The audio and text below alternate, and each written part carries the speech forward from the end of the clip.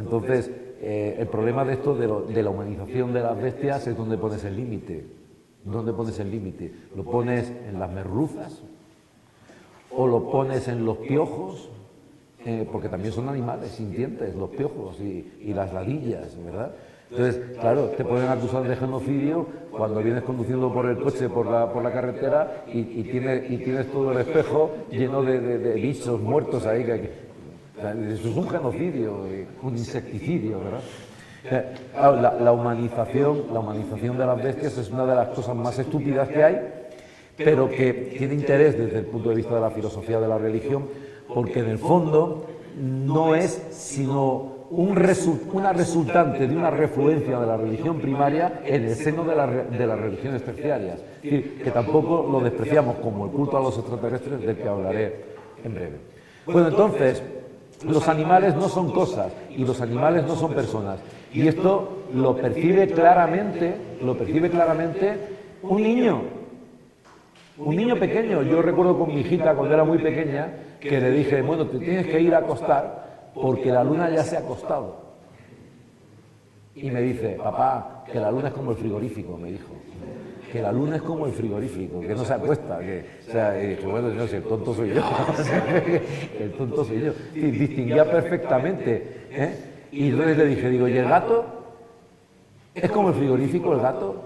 Tenía la niña 3 años, Y me dice, no, ¿cómo va a ser el gato como el frigorífico? Digo, entonces es una persona, y dice, tampoco. O sea, con 3 años. Lo digo por lo de la silla que le dice tonta, ¿verdad? Pues la tonta era la niña, sí, le dijo tonta a la silla.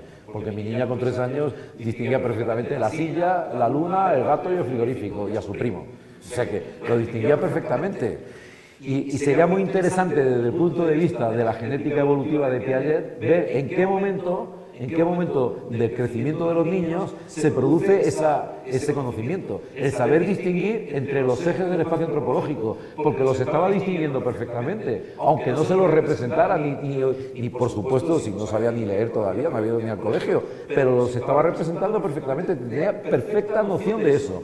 Entonces, ¿por qué no se lo vamos a atribuir a los hombres del Paleolítico ese raciocinio o esa comprensión? ¿Por qué? ¿Por qué tenemos que ir una y otra vez a decir que se estaban alucinados cuando decían que los animales eran dioses? No estaban alucinados, se daban cuenta de que eran centros de voluntad y de poder y que esos centros de voluntad y de poder no eran humanos. Esta es la clave del asunto. No eran humanos, pero tampoco eran máquinas con pelo. De hecho, para que se produjese ese salto, tuvo que haber un proceso, que es el proceso que explico a continuación, el curso de las religiones. ¿Cómo esa religión nuclear verdadera, porque los animales son centros de voluntad y de poder, son númenes, cómo alcanza esto, cómo alcanza hasta llegar al Dios terciario, donde ya la luminosidad no se puede apreciar porque es una idea metafísica? El noesis noeseos, el conocimiento de sí mismo que no conoce al mundo y no conoce al hombre, porque Dios, y dice, bueno, y con toda la razón, es un invento de Aristóteles, me refiero al Dios de la teología natural, y con ese Dios ya mi religión, hasta el punto de que la religión terciaria, es decir, el monoteísmo, será considerado como la antesala del ateísmo, porque precisamente cuando los musulmanes en Covadonga entraron en conflicto con los católicos, no era tanto el conflicto por la idea de Dios, sino el conflicto de los monoteístas musulmanes contra los politeístas cristianos, porque los cristianos eran politeístas desde el punto de vista émit del musulmán, porque creían en 3 dioses, Dios Padre, Hijo y Espíritu Santo. Y de ahí también se deriva que en la medida en que ese pluralismo de personas de la Santísima Trinidad se mantiene dentro del cristianismo en general y muy especialmente dentro del catolicismo, podamos decir que el catolicismo es la religión más racional. Y abro un paréntesis. El Islam es más lógico que el catolicismo. ¿Por qué? Porque si Dios es infinito y si Dios es eterno, entonces ¿qué sentido tiene hablar aquí de religión? ¿Qué sentido tiene hablar de relacionarme con Él? Si está todo escrito, es el determinismo. Es decir, cuando estrellaron, sé que fueron ellos, los trenes, o cuando estrellaron los aviones, no, ellos eran vehículos de Alá. Y esto coincide plenamente con la doctrina del entendimiento agente de Averroes. Solo hay un entendimiento agente universal. Los individuos no tienen entendimiento agente. Es decir, lo que tus pensamientos son proyecciones de Alá.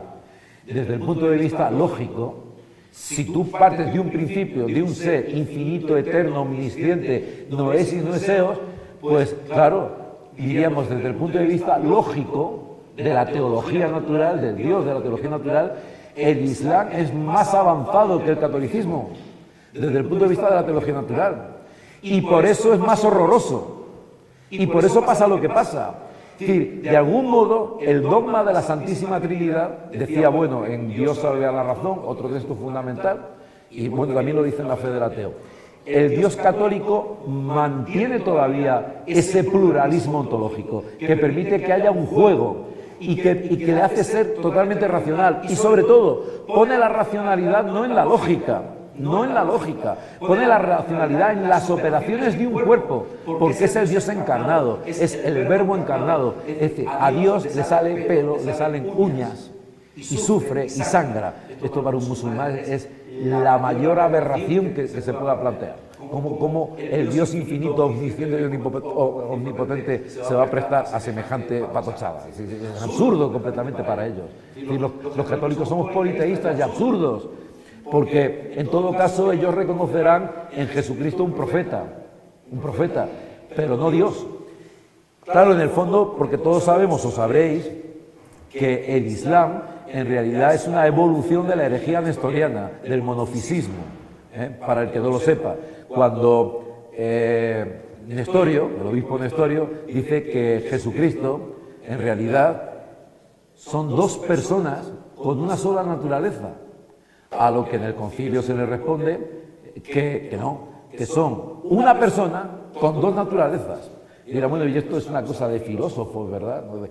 Una cosa bizantina, esto es una cosa importantísima, porque lo que está diciendo Nestorio es que Jesucristo estaba esquizofrénico, que tenía doble personalidad, o que era una especie de muñeco y Dios era el ventrílocuo. Es decir, que cuando hablaba el muñeco, cuando hablaba Jesús o cuando hablaba Mahoma, en realidad era el ventrílocuo de la divinidad, ¿verdad? Dios era el ventrílocuo, era Dios el que hablaba por su boca, pero no ellos. Esa es la teoría de la doble naturaleza. Y al parecer, según comentaba Bueno, Mahoma estudió en una escuela nestoriana. Es decir, que ahí el hilo es continuo. Pero volvamos al curso. ¿Cómo pudo constituirse esa idea, que es una idea límite, la idea de un Dios omnisciente, etcétera, construida por Aristóteles? Bueno, fundamentalmente dice Bueno que la filosofía griega, esa es la filosofía griega, es una reacción contra el politeísmo, que se ve clara en Demócrito, desde luego, que los filósofos presocráticos lo que buscan es un principio racional, ya sea el apeiron de Anaximandro o el agua, es decir, un principio que es metafísico, el agua de Tales o el fuego de Heráclito, lo que sea, buscan un principio. Y lo hacen desde la consideración de que el mundo es eterno. Mucho ojo con esto, porque los dioses griegos ya no son los creadores del mundo, ni siquiera el Dios de Aristóteles ha creado el mundo, es que ni lo conoce. El Dios de Aristóteles mueve al mundo porque es el primer motor, o la causa primera, el primer motor y el acto puro. Pero no conoce al mundo, el mundo es eterno. El propio Santo Tomás reconoce en la Suma de Teología, como posteriormente reconocerá Kant, que no hay argumentos para demostrar la creación, que perfectamente el mundo puede ser eterno. Esto lo dice Santo Tomás. Luego va Kant y lo copia y lo presentan como si fuese una originalidad de Kant, cuando presenta la famosa antinomia de la razón pura, diciendo el mundo es finito y creado o el mundo es eterno, y las dos son igualmente demostrables. El mundo no puede ser infinito porque entonces para llegar a este punto, dice Kant, habríamos tenido que pasar por una sucesión infinita de estadios temporales, lo cual es imposible, porque el infinito no se puede recorrer. Como ustedes saben, es el problema de la tortuga de Aquiles, ¿verdad? Si tú presentas un espacio infinito o un tiempo infinito, no puedes dar un paso, te pierdes en ese infinito intencional. Y integral que valga, aquí no hay integral que valga, por mucho que los matemáticos se empeñen en ponerle integral, pero aquí no hay integral que valga. Y entonces Kant dice, pero si el mundo es creado, entonces hubo un tiempo en donde no había tiempo y esto es contradictorio y por tanto tampoco puede ser creado. Entonces estamos ante una antinomia irresoluble de la razón pura y entonces básicamente Kant lo que dice es que hay que dejarse de estas cosas y que la metafísica de Wolff pase a ser ética. cosa de la que vamos a hablar también enseguida. Vuelvo otra vez al asunto. ¿Qué ocurre en la fase secundaria de las religiones? Pues ocurre que por aquel calentamiento global, según dicen, los animales de la megafauna del Pleistoceno, el tigre con dientes de sable, el mamut, etcétera, se convirtieron en dioses lisiados. Es decir, el hábitat ya no era el oportuno, mientras la propia evolución, no digo evolución otra vez la palabra, el propio progreso de las armas y de la caza hizo que el hombre extinguiera a esas bestias.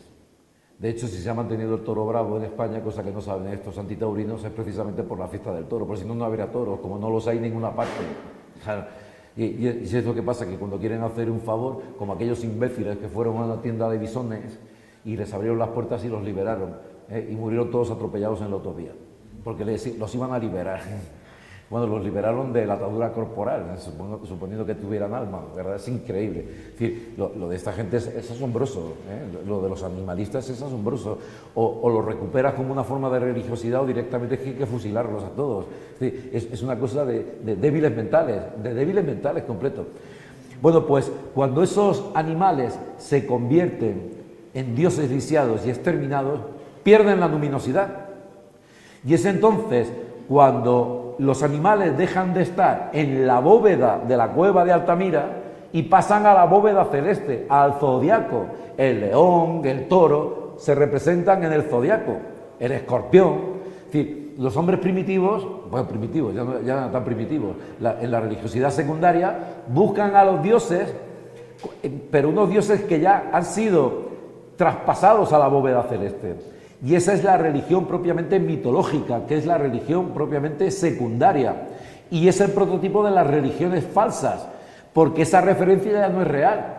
Y no es real porque implica una serie de operaciones de unir puntos imaginarios para que aquí aparezca un león, o para que aquí aparezca, porque si uno es otro aparece otra cosa diferente. Es decir, que en el fondo es una operación humana de unir puntos celestes, estrellas, unirlas, para que te salga un león o te salga un toro. Pero ¿por qué un león y un toro?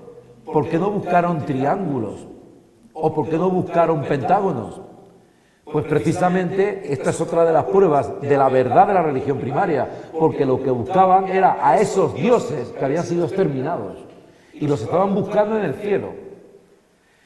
El paso del politeísmo, esta es la fase secundaria de las religiones, como digo, pues la fase de la falsedad constitutiva de las religiones. Hay una falsedad constitutiva en la fase secundaria que sigue estando presente en nuestra fase terciaria, o quizás cuarta debemos empezar a hablar ya. En fin. Es decir, por ejemplo, yo he dado varias conferencias sobre el espiritismo. El espiritismo es una mitología secundaria. Y no digamos nada, el culto a los demones, camuflado ahora con el culto a los extraterrestres. ¿Estamos? Ahora bien, también aquí sí que podemos hablar de fulcro de verdad. El fulcro de verdad de esas religiones es que todos los dioses del panteón griego, o los dioses del panteón egipcio, o los dioses del panteón maya, etcétera, siguen manteniendo estructuras animales. Hasta los evangelistas de la religión terciaria, San Juan, el águila, siguen manteniendo relaciones, pero es que Jesucristo es el Cordero de Dios. Y entonces aquí se produce también una distinción interesantísima, la distinción entre ángeles y demonios. Es decir, los demonios tienen el aspecto de animales difícilmente domesticables, garras, dientes, ¿no?